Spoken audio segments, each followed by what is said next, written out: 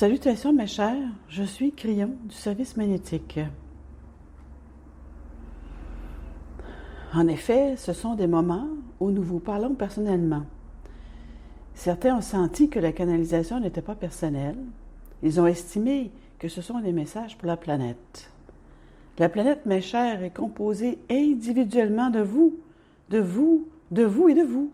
Et donc, de mon point de vue et de tout ce que je suis en tant que messager pour vous, en amour avec l'humanité, c'est une personne à personne que je m'adresse. C'est ce que je ressens. C'est la façon dont les messages sont structurés. Pendant toutes ces années, vous m'avez peut-être entendu dire « Très cher humain » ou « Mais très cher ». Il est rare que je m'adresse à un groupe entier de l'humanité. Ce sont des messages personnels. Ce mois-ci, j'ai choisi quelque chose et je vous l'ai dit la semaine dernière que le thème est l'âme. Maintenant, c'est un très grand thème. Je vous ai aussi dit qu'en 2014, j'ai donné à mon partenaire une série d'attributs informatifs sur l'âme humaine. 9 d'entre eux, c'était un programme de plus de 2 ans donné en 5 langues appelé les 9 attributs de l'âme humaine. Quelque chose qui peut être enseigné à nouveau. Mais ce mois-ci, je vais vous donner, et je vous ai dit cela la semaine dernière, 4 attributs extraordinaires de l'âme.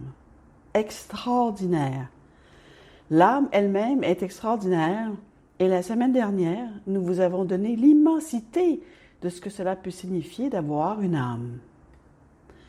Et cette semaine est la plus complexe et nous l'avons réservée aux membres parce que ceux qui regardent cette émission particulière du siècle de 12, grâce à l'intention que vous avez donnée de le faire, sont considérés comme ceux qui veulent savoir ces choses, par opposition à ceux qui regardent l'émission par hasard et qui seraient alors totalement désorientés. Cet attribut extraordinaire de l'âme a été canalisé de nombreuses fois. Nous en avons discuté à de nombreuses reprises, et pourtant, il n'est pas toujours compris. Il n'est toujours pas compris. Nous lui avons donné plusieurs étiquettes pour rendre les choses plus faciles, mais il n'est toujours pas compris. La raison pour laquelle il est si difficile à comprendre est que l'attribut que je suis sur le point de vous donner est parfois décevant. C'est décevant parce que vous vivez dans un monde linéaire et vous voulez que les choses soient d'une certaine façon. Et quand vous apprenez qu'elles ne le sont pas de l'autre côté du voile, il y a de la déception. Quand j'étais enfant, on m'a dit tout sur le paradis. On m'a dit qu'il y avait des rues en or. On m'a dit qu'une fois là-bas, je n'aurais rien d'autre à faire toute la journée que des choses amusantes et que peut-être, si j'étais plus âgée, je serais dans une chaise berçante. Et ainsi de suite.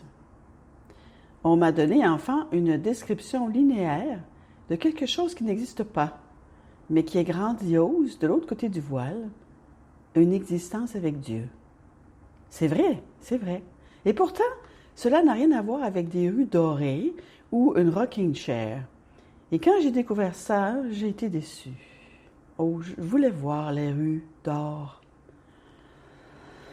Et c'est de cela que je parle, parce que je vais vous parler de cet attribut extraordinaire de l'âme humaine. Vous allez dire, quoi? Parce que vous n'allez pas aimer ça. À moins que vous n'ayez vraiment compris la beauté et la majesté, la grandeur de ce que je vais vous dire. Nous avons commencé par le décrire en 2014 en disant qu'il divisait l'âme. Et nous avons dit que chaque fois que vous trépassez, alors que vous êtes sous forme humaine, un morceau et une partie de votre âme restent avec les êtres chers sur la planète. Cela soulève une question très importante. Vous me dites qu'une partie de ma divinité est comme arrachée et donnée à quelqu'un d'autre? Oh, c'est tellement linéaire. C'est la rue en or, là. Et la réponse est non, ce n'est pas ça. Alors, on l'a recadré pour que vous soyez plus à l'aise. Et on l'a appelé le partage de l'âme. Vous voyez où je veux en venir. Mais c'était mieux. Et c'était mieux comme ça. Parce que maintenant, vous avez idée que vous en gardez une partie et que vous la partagez juste pour un moment. Mais ce n'est pas ça non plus, mais ça sonne bien. La vérité est plus grande que vous ne le pensez. Vous voulez croire que votre âme est une bulle avec vous à l'intérieur. C'est une grande bulle qui est divine, que c'est un morceau de Dieu et que vous êtes éternel. Ce sont toutes des choses dont nous avons déjà dites et que beaucoup vous disent que votre âme est en fait un morceau du Créateur, de la source créatrice. C'est une vieille énergie qui vous dit le contraire. Vous êtes un morceau de Dieu. Par conséquent, lorsque vous quitterez cet endroit, vous ne serez pas puni.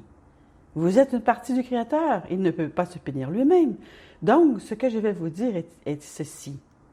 Ce partage de l'âme, cette division de l'âme est un concept magnifique parce qu'il implique que votre âme est plus que vous dans une bulle de peau, qu'elle est en quelque sorte au-delà du voile, flottant autour de vous dans une sorte de bulle qui est votre peau de l'autre côté du voile.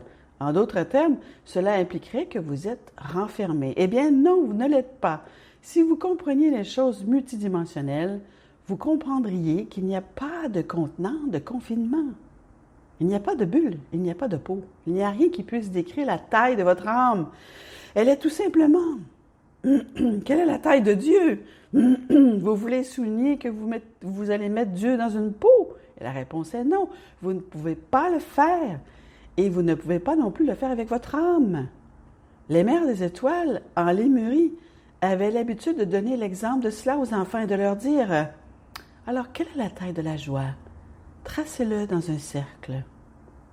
Tracez-le-moi. » Et ils ne pouvaient pas le dire et le faire. Ils avaient l'impression de comprendre. Il y a des choses qui sont si belles qu'elles s'étendent et se contractent d'elles-mêmes et elles n'ont pas de peau. Elles n'ont pas de contenant. Alors, comment fonctionne ce partage d'âme? Je pourrais vous en donner les rouages et la façon dont il fonctionne, mais ce n'est pas aussi important que ce que vous comprenez des facteurs extraordinaires de celui-ci. Vous n'êtes jamais seul. Vous partagez cette grande chose appelée l'âme avec tant d'autres personnes et elle vous partage avec elle. Maintenant, vous pourriez dire, eh bien, je ne comprends pas à quel moment le partage se produit, de telle sorte qu'il y a plus de moi avec eux qu'avec moi. Et je vous dirais, comme vous êtes linéaire, vous savez que ce n'est pas un récipient dans lequel vous versez les choses. Avez-vous du mal à accepter le fait que Dieu puisse être à un million d'endroits en même temps? Et si vous priez, faites-vous la queue? Ou quand vous priez, dites-vous, je me sens mal à l'idée que Dieu est aussi en train d'écouter quelqu'un d'autre? Et la réponse est non. Cela ne vous vient jamais à l'esprit. Je veux que vous vous habituiez au fait que ces attributs que vous appliquez à la source créatrice, à Dieu, à l'esprit, peu importe, s'appliquent à votre âme. Vous faites partie de tout cela.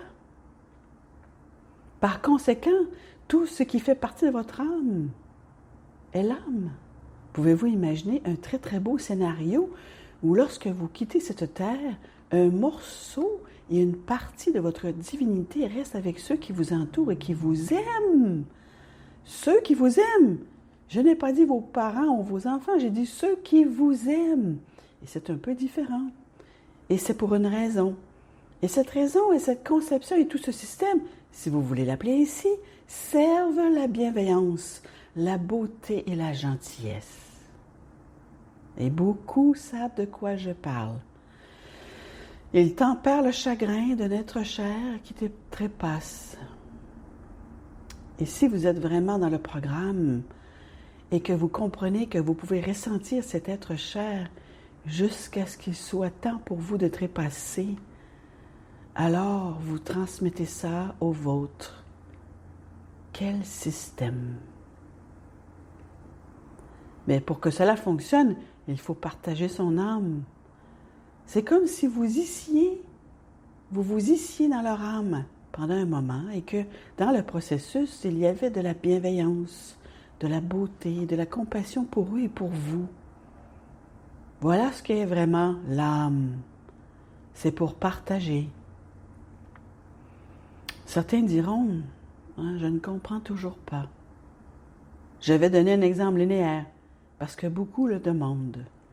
Si vous pouvez mettre votre âme dans un bol et mettre de l'eau dans le bol, vous regardez la personne que vous aimez, elle a un bol et de l'eau, et vous décidez de mettre un peu de votre eau dans le sien et un peu de son eau dans le vôtre. Si vous regardez votre eau, essayez-vous d'identifier à qui elle appartient ou est-ce simplement de l'eau? La réponse est que c'est de l'eau de votre âme et il se trouve qu'elle contient un peu de son eau aussi. Comprenez-vous? Il ne s'agit pas de contenir ou de savoir qui a combien de quoi. C'est une proposition linéaire que je viens de vous donner. Au lieu de cela, vous pourriez dire, quelle est la taille de la joie? Quelle est la grandeur de l'amour? Votre âme, en ce moment même, alors que vous êtes là avec cette incroyable cache que vous avez, est remplie d'entités aimantes qui viennent du passé. C'est un gros morceau. Les gens que vous avez aimés et perdus, les gens qui ont aimé et qui ont été perdus, vous incluent comme l'un de ceux qu'ils ont perdus. Ils sont tous là. Et cela agit ensuite sur la famille akashique, dont certains sont avec vous, dont certains ont été attirés sur cette planète pour raviver l'histoire d'amour. Mère, père, sœur, frère, partenaire, c'est un formidable système qui va au-delà de tout ce que vous n'avez jamais pu imaginer. C'est extraordinaire. Vous êtes magnifique et votre écho fait âme à tout cela. Votre âme fait écho à tout cela. C'est Crillon. Je suis Crillon, amoureux de l'humanité. Et c'est ainsi.